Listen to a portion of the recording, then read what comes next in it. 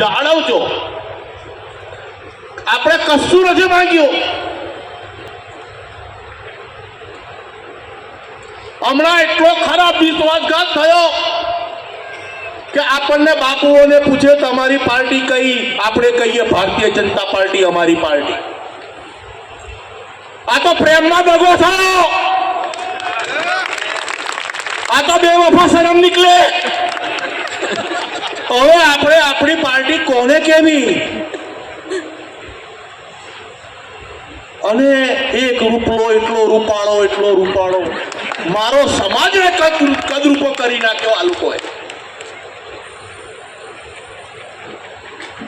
આજે વિચારો એટલી મર્યાદામાં બાપુ બોલ્યા, ઉપર સુધી વાત ના પહોંચી. અરે બ્રહ્મા વિષ્ણુ મહેશને ખબર પડી ગયું.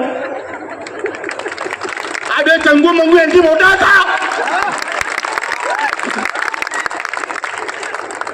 પાછા ડિબેટમાં ભાજપૂતો આવે છે, ભાડુતી ભાજપૂતો,